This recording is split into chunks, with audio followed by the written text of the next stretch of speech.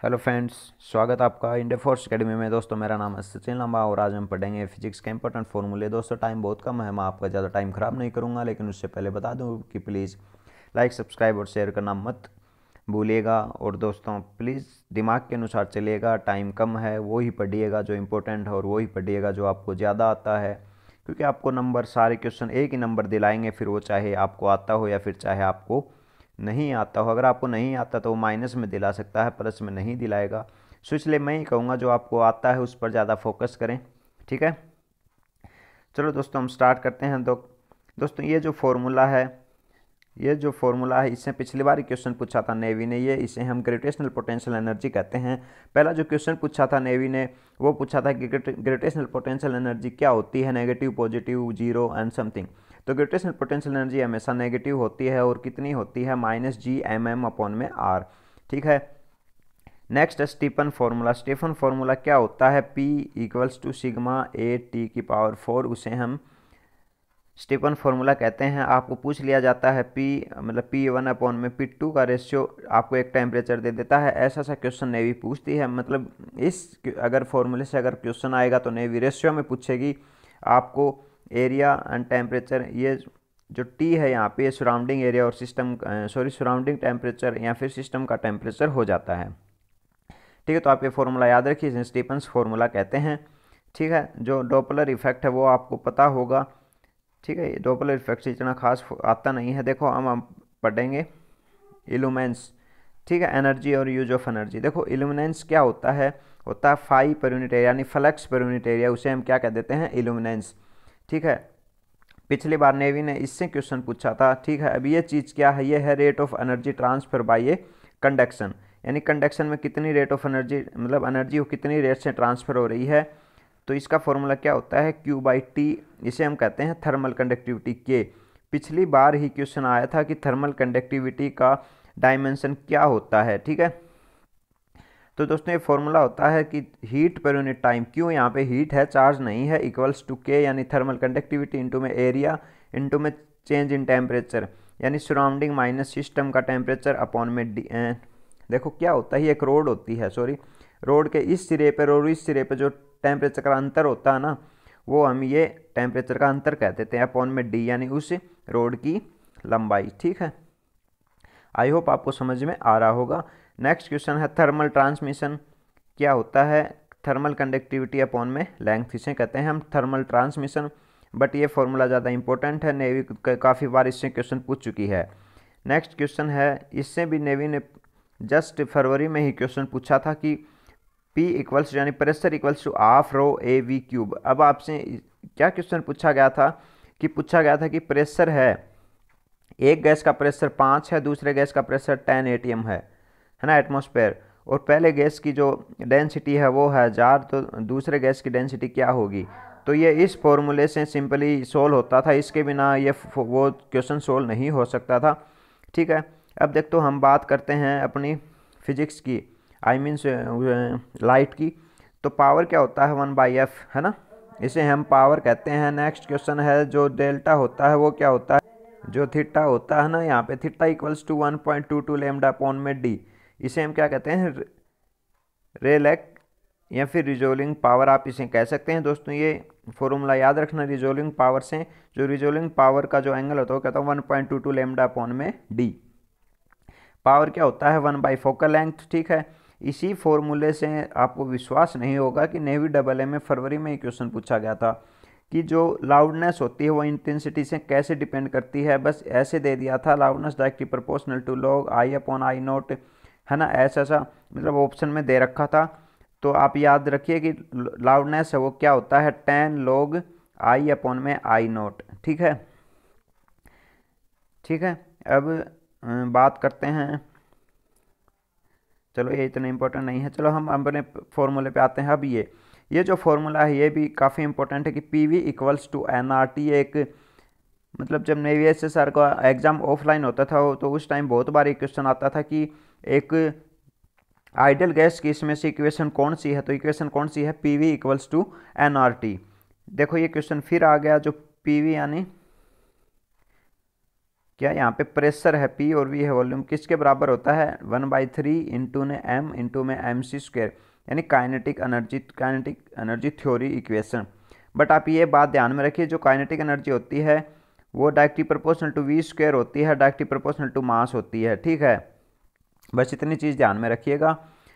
और जो kinetic energy, molecular kinetic energy वो क्या होती है, वो होती है 3RT/2Na, 3RT/2Na। यहाँ पे n होता है मोल, नंबर ऑफ मोल, R होता है मोलर कांस्टेंट, T होता है टेम्परेचर, ठीक है।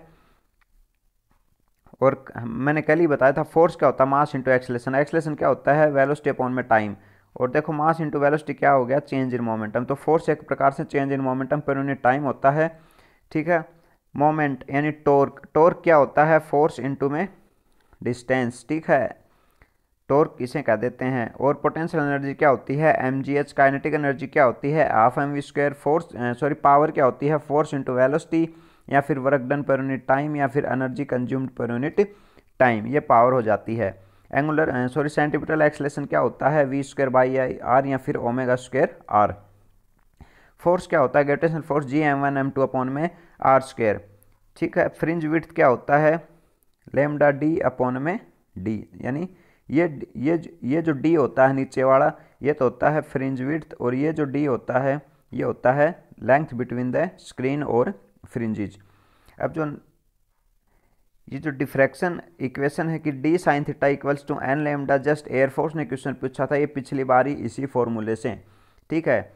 d sin theta equals to n lambda. Single जो लेंस होते हैं उनके लिए फॉर्मूला क्या होता है 1/u प्लस में 1/v इक्वल्स टू 1/f। ये तो मिरर के लिए हो गया, और लेंस के लिए जस्ट माइनस लग जाएगा। जो नेक्स्ट क्वेश्चन है अपने पास,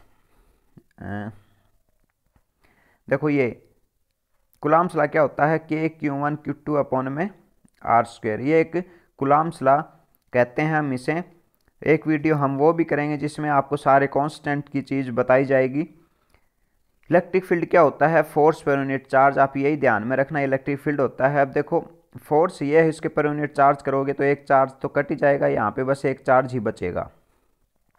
नेक्स्ट क्वेश्चन है, ये क्वेश्चन मतलब ये समझ लो कि आप इसे अपनी जो इलेक्ट्रिक वाला क्वेश्चन उसका ब्रह्मास्त्र समझ सकते हैं, क्योंकि 70% चांस है कि आपके एग्जाम में इसी से ही क्वेश्चन आए, ठीक है। इलेक्ट्रिक फील्ड क्या होता है पोटेंशियल अपॉन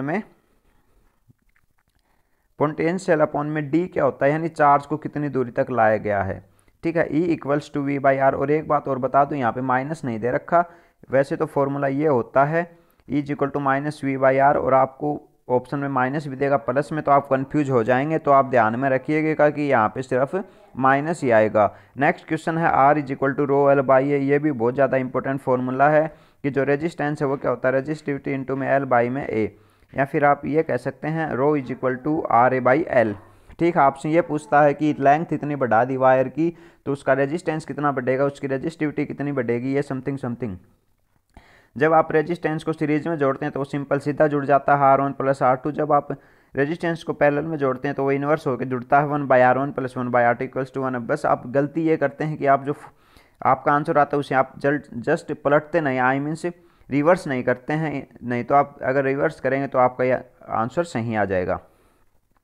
पावर क्या होती है, पावर होती है VI, यानी VI या फिर ठीक है V को हम क्या लिख सकते हैं IR, तो सेकंड क्या हो गया I²R। इसका एक थर्ड फार्मूला क्या होता है V²/R। ये सारे फार्मूले इसी से ही जनरेट होते हैं। इसी फार्मूले से तो लास्ट टाइम नेवी ने क्वेश्चन पूछा था, अभी जो अगस्त में ही एग्ज़ाम हुआ था ना उसमें ही। तो देखो BVQ आप इसे क्या लिख सकते हैं Q इंटू में B क्रॉस में V sin थीटा, है ना, ठीक है। वैसे आप इसे ये भी कह सकते हैं BIL sin थीटा, ठीक है, BIL sin थीटा। और जो मैग्नेटिक फील्ड होता है लॉन्ग स्ट्रेट वायर के द्वारा मैग्नेटिक फील्ड क्या होता है μ0I अपॉन में 2πr। क्या होता है μ0I अपॉन में 2πr। और मैग्नेटिक फील्ड एक सोलेनॉइड के द्वारा क्या होता है μ0NI अपॉन में L, μ0NI अपॉन में L, ठीक है। अब देखो इसी से जो फरवरी में एग्जाम हुआ था नेवी का, नेवी ने इससे क्वेश्चन पूछा था इस फॉर्मूले से कि इंड्यूस EMF क्या होता है N d∅ अपॉन में dt, ठीक है, N इंटू में d∅ अपॉन में dt। अब देखो ये होता है ट्रांसफॉर्मर में कि जो voltage in secondary transformer upon में voltage in primary coil equals to number of turns in secondary numbers of. अब देखो इसमें क्या है, वोल्टेज अगर सेकेंडरी है तो उसके सामने नंबर ऑफ टर्न्स भी सेकेंडरी आएगा, लेकिन करंट में ऐसा नहीं होता। करंट ऐसे आता है आई पी अपॉन में I S equals to N S upon में एन पी। करंट में थोड़ा ये उल्टा हो जाता है। ये होता है law of radioactive decay. Law of radioactive decay क्या होता है, N equals to N naught e की पावर माइनस के टी। ठीक है, ये होता है। ठीक है, और हाफ लाइफ टाइम क्या होता है, T half life time is equal to N L N two by में लेमडा। लेमडा क्या होता है, आई मीन्स के क्या होता है यहाँ पे, डी के कॉन्स्टेंट। नेक्स्ट क्वेश्चन है ए इक्वल्स टू के इंटू में, यानी जो नंबर ऑफ एक्टिविटी यानी एक्टिविटी नंबर कह सकते हैं आप इसे, वो क्या होता है के टाइम्स यानी lambda times of N. Next question है, ये आपको पता ही होगा, E equals to M C square. ये अपने कुछ इंपॉर्टेंट फॉर्मूले थे जो एक एग्जाम की दृष्टि